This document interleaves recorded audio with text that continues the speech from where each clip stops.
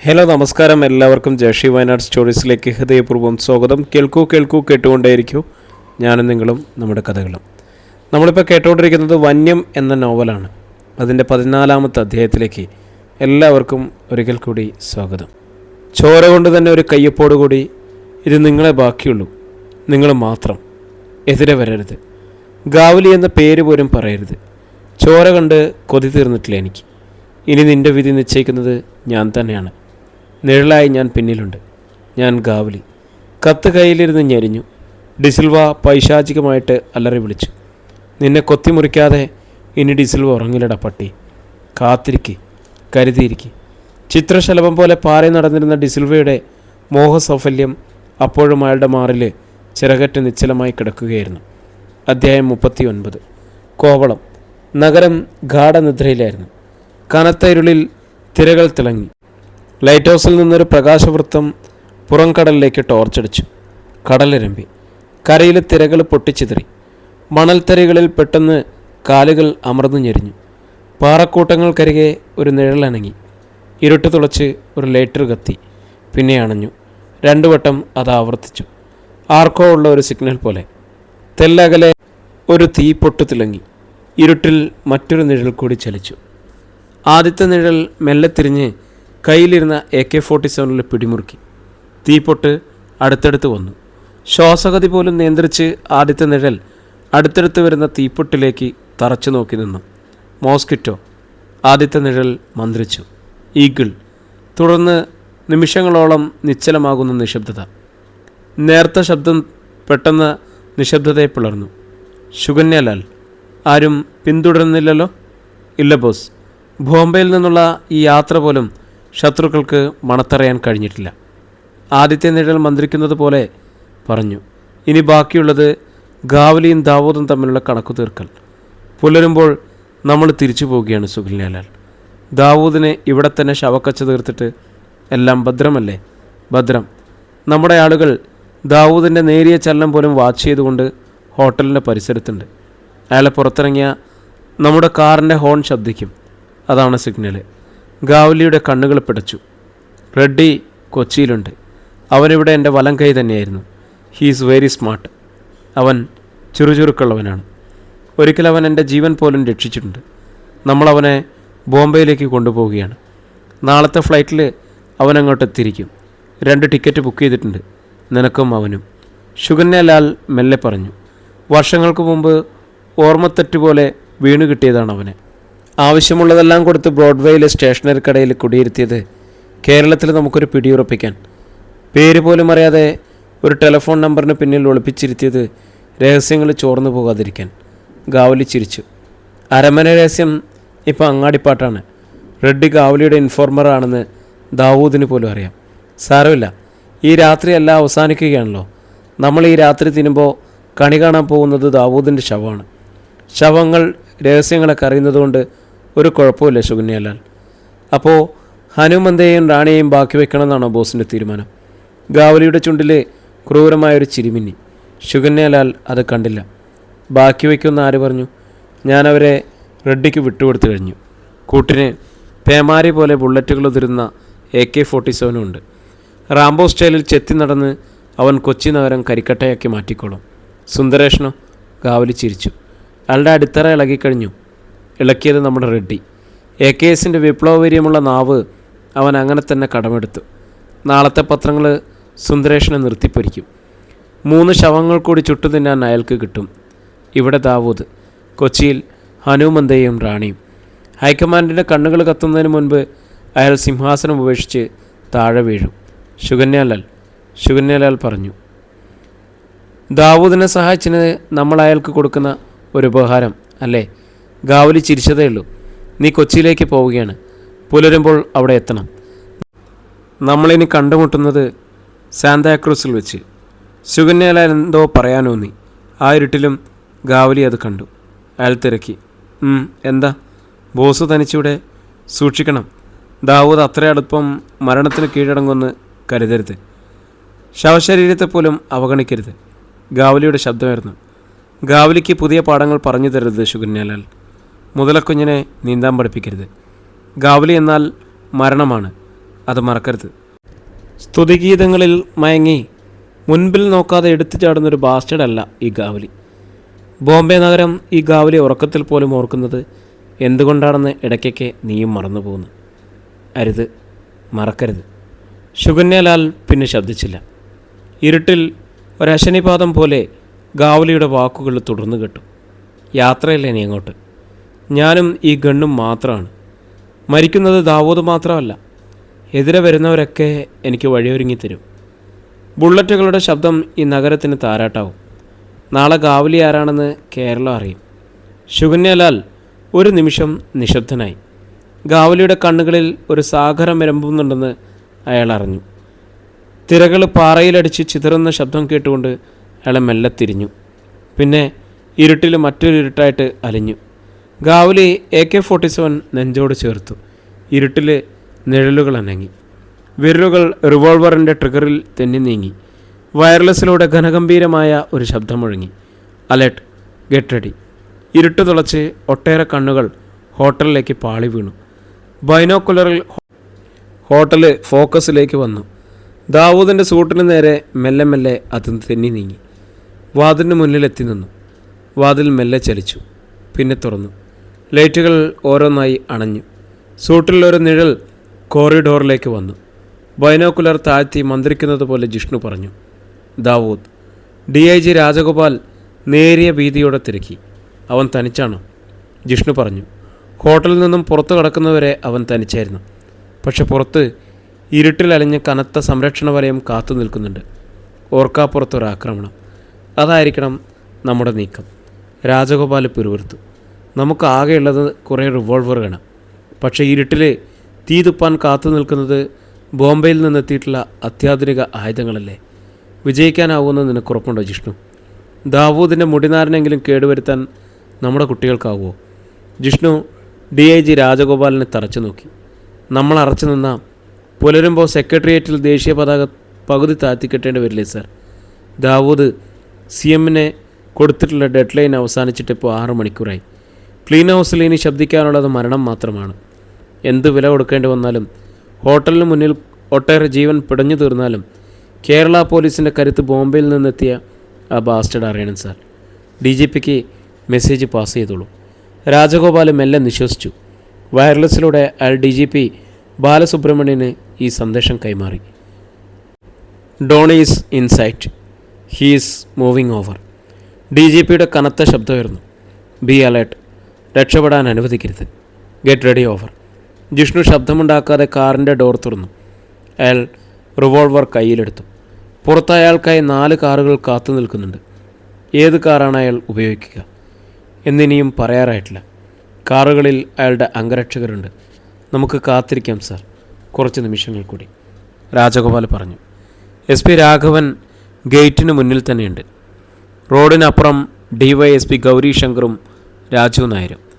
2 ഫർലോങ്ങിനിപ്പുറം circle inspector Krishnan Nair. Car പാർക്കിൽ sub inspector രഘുനാഥനും സംഘവും. എല്ലാവരും മഫ്റ്റിയിലായതുകൊണ്ട് നമ്മുടെ നീക്കങ്ങൾ അയാൾ മണത്തറിയാനിടയില്ല. കാക്കിയിട്ട ഒരാൾ പോലും ഹോട്ടലിൻ്റെ പരിസരത്തെങ്ങുമില്ല. രാജഗോപാലിൻ്റെ ആത്മവിശ്വാസം നിറഞ്ഞ ചിരി ജിഷ്ണുവിൻ്റെ വാക്കുകൾ മുറിച്ചു.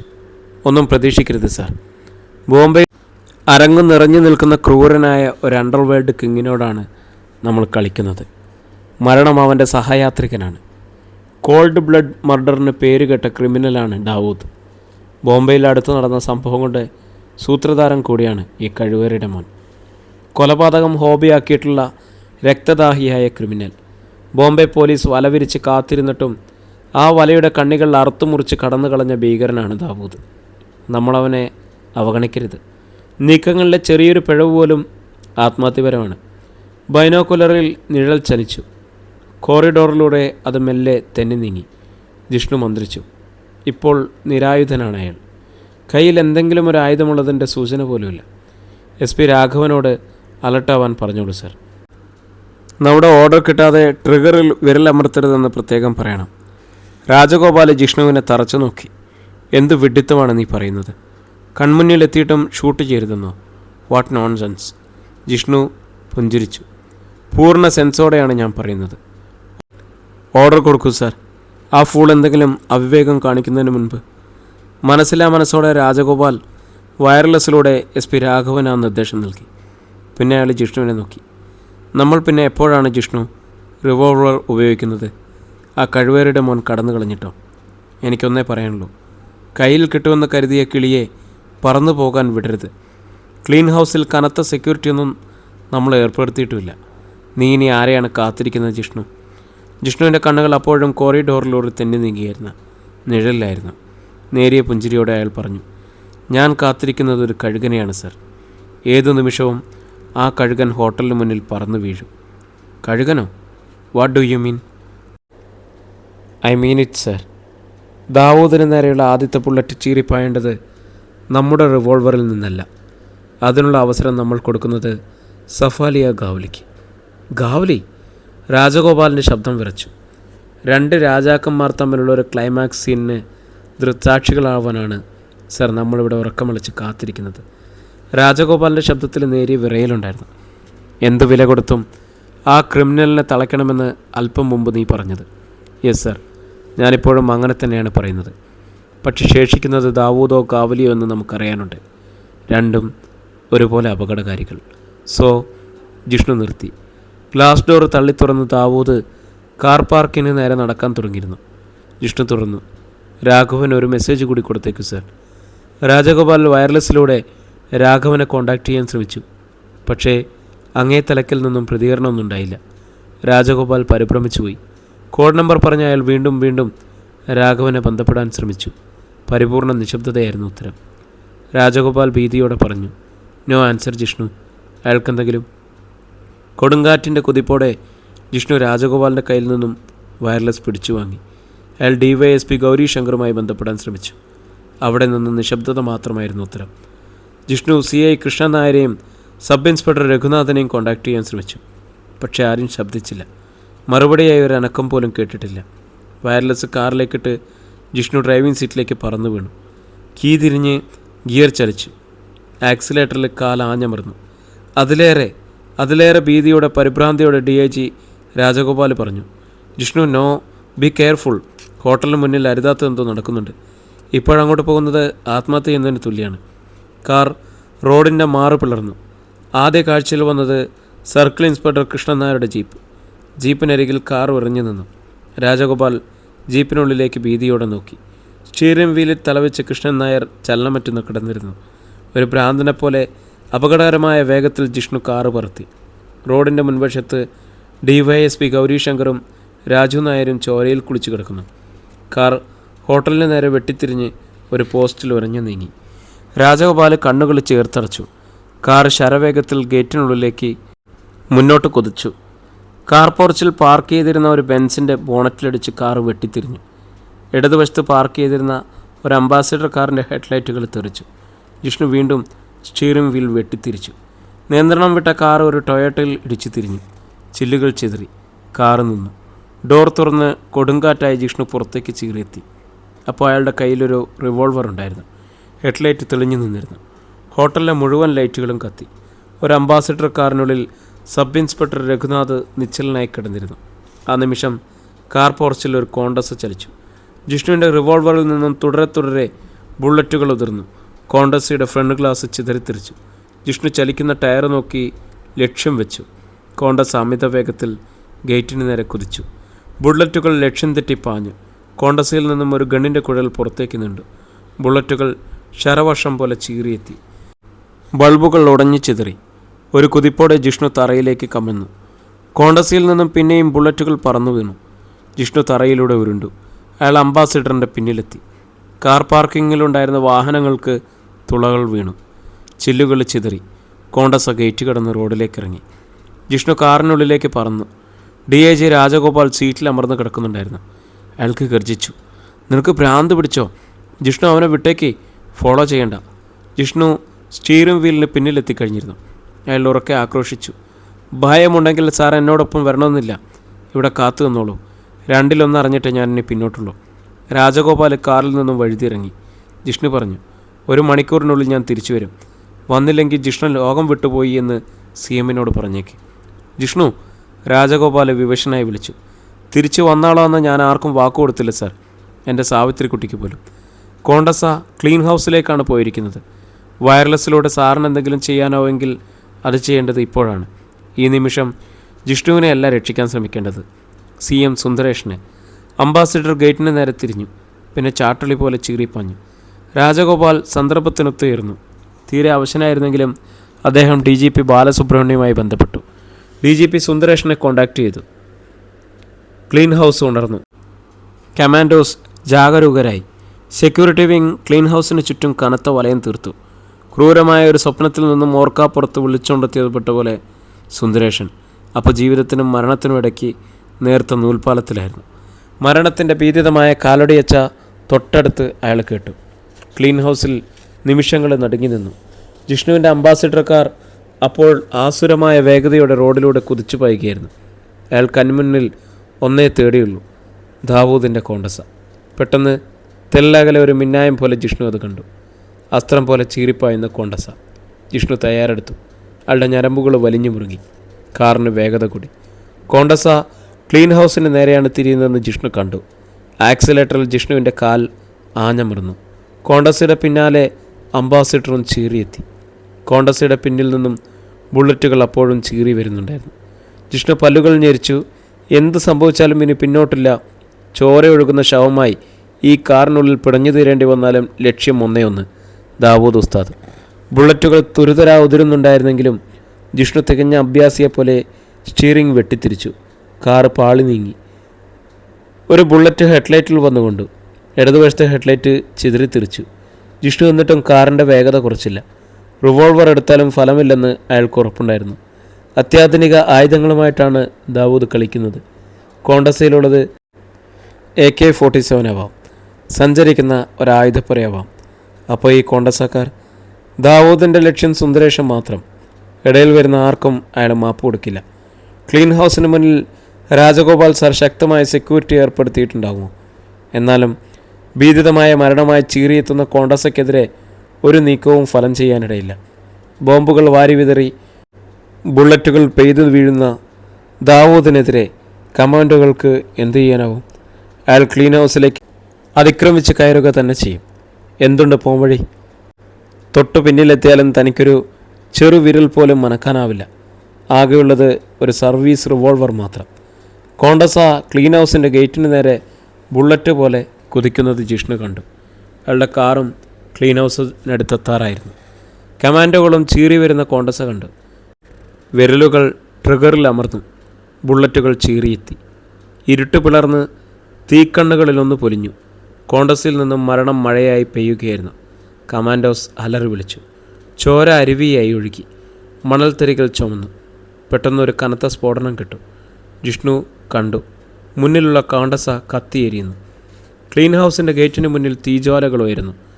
ഗൺമാൻ രാഹുൽ ഫോണിനടുത്തേക്ക് കുതിച്ചു. അയാൾ ഫയർ സ്റ്റേഷൻ്റെ നമ്പർ ഡയൽ ചെയ്തു. ജിഷ്ണു കോണ്ടസയുടെ അടുത്തെത്തി കഴിഞ്ഞിരുന്നു. എന്താണ് സംഭവിക്കുന്നതെന്നറിയാതെ കമാൻഡോകൾ പകച്ചുപോയി. കോണ്ടസയോടൊപ്പം ദാവൂദ് മെരിഞ്ഞു തീരുകയാണെന്ന് വിശ്വസിക്കാൻ ആർക്കും കഴിഞ്ഞില്ല. ദൂരെ നിന്നും ഫയർ എഞ്ചിനുകൾ പാഞ്ഞു വരുന്നുണ്ടായിരുന്നു. വെള്ളം കോണ്ടസയിലേക്ക് ധാരധാരയായി ഒഴുകി. പെട്രോൾ ടാങ്കിന് തീ പിടിച്ചിരുന്നത് കൊണ്ട് പെട്ടെന്ന് തീയണയ്ക്കാനായില്ല. ഫയർമാൻമാർ തീ ചുറ്റും പടരാതെ നിയന്ത്രിക്കുന്നത് ഭഗീരഥ ശ്രമങ്ങളിൽ മുഴുകിക്കൊണ്ടിരുന്നു. ജിഷ്ണു കാറിൽ ചാരി നിന്ന് കിതച്ചു. അയാൾ മുന്നിൽ തുള്ളിക്കളിക്കുന്ന തീജ്വാലയിലേക്ക് നോക്കി. കോണ്ടസയിൽ ബോംബ് വെച്ചത് ഗാവലിയായിരിക്കണം. അയാൾ ആഗ്രഹിച്ചതുപോലെ തന്നെ നടന്നു. ഇനിയൊരു ദുസ്വപ്നമായി വേട്ടയാടപ്പെടാൻ ദാവൂദ് ഉണ്ടാവില്ലല്ലോ. ബോംബെ നഗരത്തെ നടുക്കിത്തെറിപ്പിക്കുന്ന അധോലോക നായകന് ഓർക്കാപ്പുറത്ത് ഒരവസാനം തന്നെ ഗാവലി സമ്മാനമായി കൊടുത്തു. എല്ലാം മുൻകൂട്ടി കൊണ്ടിരുന്ന ദാവൂദിനെന്തേ ഈ ദാരുണമായ അന്ത്യം മാത്രം ഒരു ഓർമ്മത്തെറ്റായി? സുന്ദരേഷൻ ഇപ്പോൾ മതിമറന്ന് ആഹ്ലാദിക്കുകയാവണം. ക്ലീൻ ഹൗസ് അങ്ങനെ തന്നെ ഒരു പിടി ചാരമായി മാറിയാലും, കൂടെയുള്ളവരൊക്കെ പിടഞ്ഞു തീർന്നാലും സ്വന്തം ജീവനെ പറ്റിയല്ലാതെ മറ്റൊന്നും അദ്ദേഹം ചിന്തിക്കില്ല. ദാവൂദിനെ കൊന്നത് ഗാവലിയാണെങ്കിലും ഈ വിജയം അദ്ദേഹം എഴുതിയിടാൻ പോകുന്നത് കമാൻഡോകളുടെ അക്കൗണ്ടിലാണ്. ജിഷ്ണു സുന്ദരേഷൻ്റെ ബെഡ്റൂമിലേക്ക് നടന്നു. വിചാരിച്ചതുപോലെ തന്നെ സുന്ദരേഷൻ ആഹ്ലാദത്തിമുറുപ്പിലായിരുന്നു. ചുണ്ടിൽ വിടർന്ന വിജയത്തിൽ ഉന്മാദത്തോടെ അയാൾ തിരക്കി. ആ അധ്യായം അവസാനിച്ചു അല്ലേ? ജിഷ്ണു മെല്ലെ പറഞ്ഞു. ആ അധ്യായം അവസാനിച്ചെങ്കിലും മറ്റൊരു അധ്യായം ബാക്കിയുണ്ട്. ഗാവലി. സുന്ദരേഷൻ ചിരിച്ചു. അവനിപ്പോൾ ചിത്രത്തിലില്ല. ദാവൂദ് തീർന്നു കിട്ടിയതോടെ ഗാവലിക്ക് ബോംബെയിൽ കെട്ടുകെട്ടും. അവന് ഈ പാവം സുന്ദരേഷന് ആവശ്യമില്ലല്ലോ ജിഷ്ണു. ഞങ്ങൾ തമ്മിൽ ഒരു ഇടപാടുമില്ല. ഗാവലി അവൻ്റെ വഴിക്ക് തന്നെ വിട്ടേക്ക്. ഇനി അത് ബോംബെ പോലീസിൻ്റെ തലവേദന. ജിഷ്ണു മിണ്ടിയില്ല. സുന്ദരേഷൻ കൗതുകത്തോടെ ജിഷ്ണുവിനെ നോക്കി. വളരെ പ്രശസ്തമായ ഒരു ഹോട്ടലിന് മുന്നിൽ നീ കാണിച്ച പോക്രിത്തരങ്ങൾക്ക് ഒരു എക്സ്പ്ലനേഷൻ വേണമെന്ന് ഞാൻ പറയുന്നില്ല. ചുരുങ്ങിയത് ഒരു 2 ലക്ഷത്തിൻ്റെയെങ്കിലും നഷ്ടമുണ്ടാവുണ്ട് അവിടെ. എന്നാലും സാരമില്ല. ജീവൻ പണയം വെച്ച് നീ കളിക്കുന്നത് എൻ്റെ ജീവൻ രക്ഷിക്കാനായിരുന്നല്ലോ.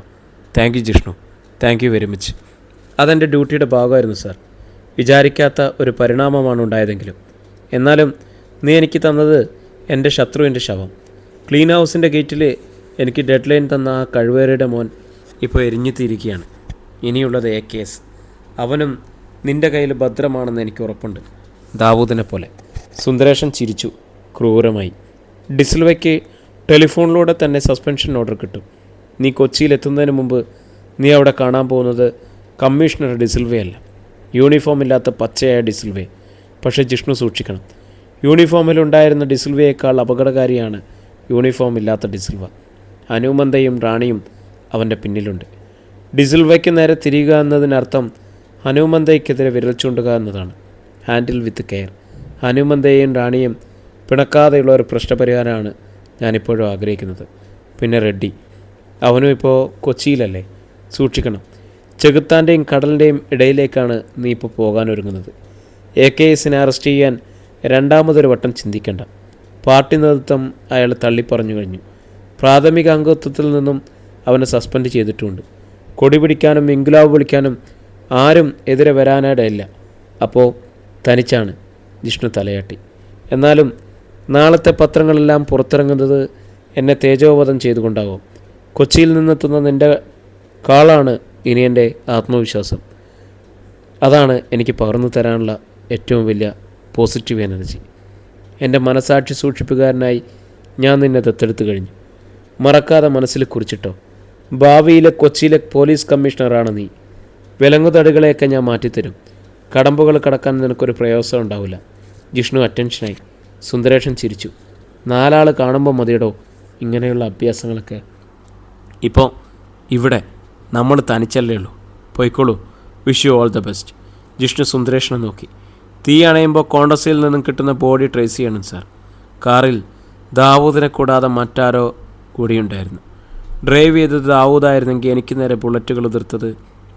ചത്ത കുഞ്ഞിൻ്റെ ജാതകം നോക്കിയിട്ട് എന്ത് കാര്യം ജിഷ്ണു? നമുക്ക് കിട്ടേണ്ടത് കിട്ടി. ദാവൂദ് ബോംബെ പോലീസിലൊന്നും വിളിച്ചറിയിക്കണം. അവർക്ക് തൊടാൻ പോലും കഴിയിട്ടില്ലാത്ത ആ കഴിവേറിയുടെ മോനെ നമ്മളൊരു പിടി ചാരമാക്കി മാറ്റി അങ്ങോട്ട് ഏൽപ്പിക്കുന്നുണ്ടെന്ന് ജിഷ്ണു അടക്കിയ സ്വരത്തിൽ പറഞ്ഞു. സാർ, ഒരു റിക്വസ്റ്റ് ഉണ്ട്. ഈ ഓപ്പറേഷനിൽ മരണമടഞ്ഞ പോലീസ് ഉദ്യോഗസ്ഥനെ സമുചിതമായിട്ട് നമ്മൾ ഓർക്കണം. അതെനിക്ക് പറഞ്ഞു തരേണ്ട കാര്യമുണ്ടോ ജിഷ്ണു? നല്ലൊരു കോമ്പൻസേഷൻ കൂടി ഞാനൊരു കുടുംബത്തിന് നൽകും. Thank you sir. ജിഷ്ണു മെല്ലെ തിരിഞ്ഞു. അയാൾ കണ്ണിൽ നിന്നും മറയുന്നത് വരെ സുന്ദരേഷൻ നോക്കി നിന്നു. തിരിഞ്ഞു നടക്കുന്നതിനിടയിൽ ഗോപികൃഷ്ണനോടായി സുന്ദരേഷൻ പറഞ്ഞു, നാളത്തെ പത്രസമ്മേളനം അല്പം കൂടി നേരത്തെയാക്കിക്കൊള്ളൂ. രാവിലെ 10 മണിക്ക്. Yes sir. സുന്ദരേഷൻ ബെഡിന് നേരെ നടന്നു. ബെഡ്റൂമിൽ വെളിച്ചം പുണഞ്ഞു. ബെഡിലേക്ക് ചാഞ്ഞുകൊണ്ട് സുന്ദരേഷൻ ഉള്ളൊരുക്കി പ്രാർത്ഥിച്ചു. ഭഗവാനെ, ഭക്തവത്സല, കാത്തുകൊള്ളണേ. അയാൾ കണ്ണുകൾ അടച്ചു. കൊച്ചി ഹനുമന്തയുടെ ഫ്ലാറ്റിൽ ഫോൺ ബെൽ തുടരെ ശബ്ദിച്ചു. ഹനുമന്തയും സീതമ്മയും നല്ല ഉറക്കത്തിലായിരുന്നു. ഫോൺ ശബ്ദം റാണിയുടെ ഉറക്കം മുറിച്ചു. ഈർഷ്യയുടെ റാണി ബെഡ്റൂമിൻ്റെ വാതിൽ തുറന്ന് ഹാളിലെത്തി. റിസീവർ എടുത്ത് പ്രകടമായ ദേഷ്യത്തോടെ തിരക്കി. ആരാ? എന്തു വേണം? അങ്ങേ തലക്കിൽ നിന്നും ക്രൂരമായൊരു സ്വരം കിട്ടും. റാണിയല്ലേ?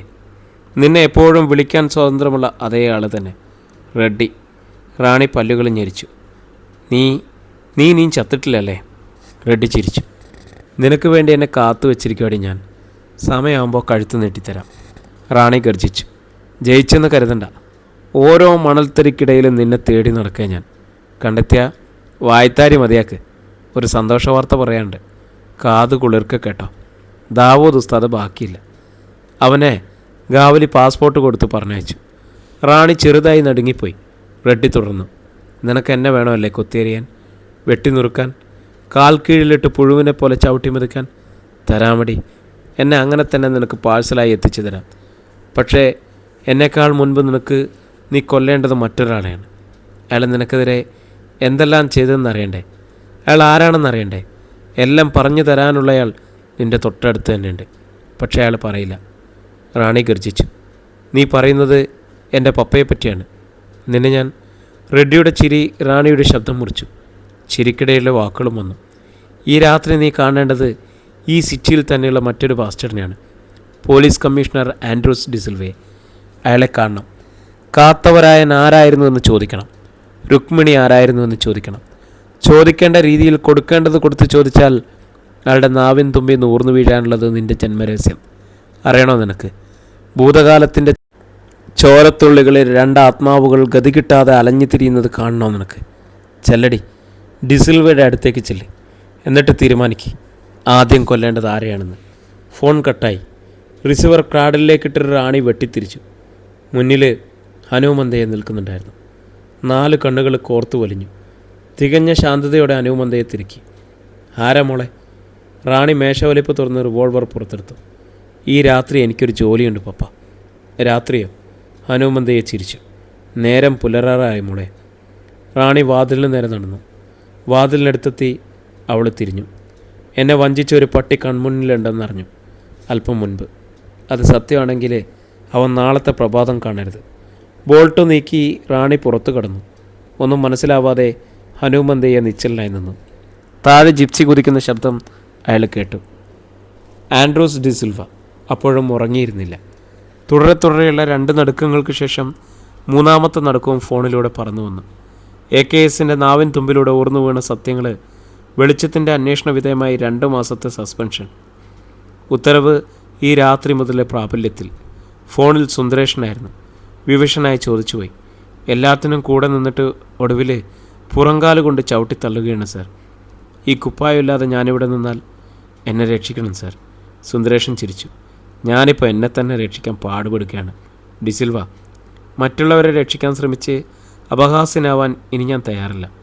ഒരു പോലീസ് ഉദ്യോഗസ്ഥനെ ചിറകുകൾക്കുള്ളിൽ ഒതുക്കി വെച്ച് ഞാൻ എൻ്റെ കസേര തെറിപ്പിക്കണമെന്നാണോ നീ പറഞ്ഞു വരുന്നത്? ഇമ്പോസിബിൾ. ഡിസിൽവയുടെ മുഖം വലിഞ്ഞു മുറുകി. ഇത് അങ്ങയുടെ അവസാനത്തെ വാക്കാണോ? തമാശ പറയല്ലേ ഡിസിൽവ. അവസാനത്തെ വാക്കാവാൻ പാകത്തിൽ ഞാനെന്താ ഫോൺ വച്ചാലുടനെ ചത്തുപോകുമെന്നാണോ നീ കരുതുന്നത്? ഡിസിൽവ പൊട്ടിത്തെറിച്ചു. നോവിച്ച് വിട്ട വിഷപ്പാമ്പാണ് ഈ ഡിസിൽവ. അത് മറക്കരുത് സാർ.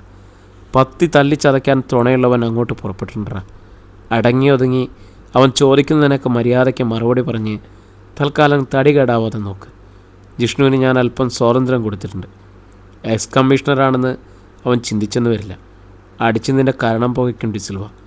കണ്ണിൽ ചോരയില്ലാത്ത ബാസ്റ്റഡാണ് ജിഷ്ണു എന്ന് ഞാൻ പറയാതെ തന്നെ നിനക്കറിയാമല്ലോ ഡിസിൽവ. ഡിസിൽവ വിറച്ചുപോയി. തന്നെ ചോദ്യം ചെയ്യാൻ വരുന്നത് ജിഷ്ണു. പെട്ടെന്ന് അയാളുടെ കൺമുന്നിൽ ഇഞ്ചക്കൽ മന വന്നു. സൂര്യനാരായണൻ നമ്പൂതിരിയുടെ വിവിഷമായ മുഖം വന്നു. കണ്ണീരണിഞ്ഞ താത്രിക്കുട്ടി വന്നു. തൊഴുകൈകളുമായി കാൽക്കൽ കുമ്പിട്ട് കരയുന്ന സാവിത്രിക്കുട്ടി വന്നു. അയാളുടെ കണ്ണുകളിൽ നീർത്തുള്ളികൾ തിളങ്ങുന്നു. അത് ചുട്ടുപഴുക്കുന്നു. ഓരോ തുള്ളിക്കും തീ പിടിക്കുന്നു. ആ തീ ജിഷ്ണുവിൻ്റെ കണ്ണുകളിലേക്ക് പടർന്നു. റിസീവർ കൈകളിൽ നിന്ന് ഓർന്നു വീണു. ഡിസിൽവ പൊളഞ്ഞുപോയി. ആ നിമിഷമാണ് ഗേറ്റിന് മുന്നിൽ ജിപ്സി ബ്രേക്കിട്ട് നിന്നത്.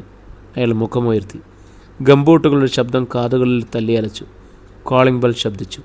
ഭീതിയോടെ ഡിസിൽവ വാതിലിന് നേരെ നടന്നു. പീപ്പിംഗ് ഹോളിലൂടെ അയാൾ പുറത്തേക്ക് നോക്കി. വരാന്തയിൽ കത്തുന്ന കണ്ണുകളുമായിട്ട് റാണി നിൽക്കുന്നുണ്ടായിരുന്നു. അവളുടെ കയ്യിൽ റിവോൾവർ. ഡിസിൽവയുടെ ശരീരത്തെ ഓരോ അണുവും വിറച്ചു. അയാൾ മെല്ലെ ബോൾട്ട് നീക്കി. വാതിൽ തള്ളി തുറന്ന് റാണി അകത്ത് കിടന്നു. ഡിസിൽവ ഞെട്ടി ഒരടി പിന്നോട്ട് വെച്ചു. വാതിലടച്ച് അതിൽ ചാരി നിന്ന് റാണി അയാളെ തറച്ചു നോക്കി. അവളുടെ കണ്ണുകളെ നേരിടാനാവാതെ ഡിസിൽവ മുഖം കുനിച്ചു.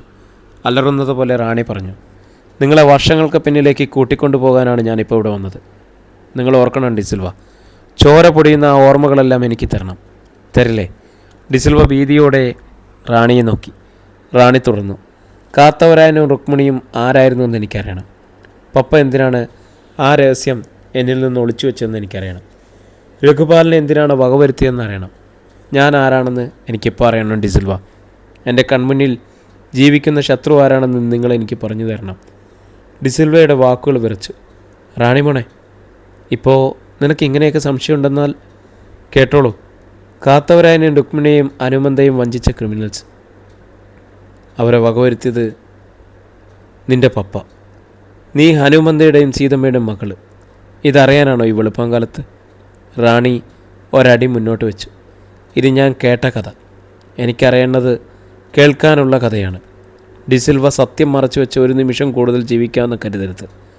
റിവോൾവറിലെ ആദ്യത്തെ ബുള്ളറ്റ് നിങ്ങൾക്ക് റിസർവ് ചെയ്ത് വെച്ചിട്ടാണ് ഞാൻ വന്നിരിക്കുന്നത്. ഡിസിൽവ പൊളഞ്ഞുപോയി. അയാൾ ഭീതിയോടെ പുറകുറുത്തു. ഞാൻ പറഞ്ഞത് സത്യം തന്നെയാണ്. അല്ലെന്ന് നിങ്ങളുടെ മുഖം പറയുന്നുണ്ട് ഡിസിൽവ. ഒരു ബുള്ളറ്റ് കൊണ്ട് നീ മരിക്കില്ല. അതിനു വേണ്ടത് അവസാനത്തെ ബുള്ളറ്റാണ്. ബാക്കിയുള്ള ബുള്ളറ്റുകളെല്ലാം നിൻ്റെ ശരീരം ചിതറിത്തെറിപ്പിക്കാൻ, നാവ് മാത്രം ബാക്കി വെച്ച് നിന്നെ ചോരപ്പുഴയിൽ നീന്തിത്തുടിപ്പിക്കാൻ. റാണി റിവോൾവർ നീട്ടിപ്പിടിച്ചു. വിറയലോടെ ഡിസിൽവ റാണിയുടെ മുന്നിൽ മുട്ടുകുത്തി. രക്ഷിക്കണം മോളെ. ഞാനത് പറഞ്ഞാൽ നിൻ്റെ പപ്പ എന്നെ ബാക്കി വെക്കില്ല. പറഞ്ഞില്ലെങ്കിൽ ഞാനും നിന്നെ ബാക്കി വെക്കാൻ പോകുന്നില്ല. അപ്പോൾ എല്ലാം തുറന്നു പറഞ്ഞിട്ട് മാനമായിട്ട് ചത്തുപോയിക്കൂടെ നിനക്ക്? പറയാം, എല്ലാം പറയാം. എന്നെ കൊല്ലരുത് മോളെ. റാണി ഡിസിൽവയെ പൊക്കിയെടുത്ത് കസേരയിലേക്കിട്ടു. ഒരു കാൽ ടീപ്പോയിൽ കയറ്റി വെച്ച് റിവോൾവർ വിരലുകൾക്കിടയിലിട്ട് കറക്കി. റാണി കാത്തുനിന്നു. വിവശനായി മന്ത്രിക്കുന്നത് പോലെ ഡിസിൽവ പറഞ്ഞു തുടങ്ങി. ചോരപ്പൊട്ടുകൾക്കിടയിൽ നിന്നും അയാൾ ഓർമ്മകൾ ഓരോന്നായി പെറുക്കിയെടുത്തു.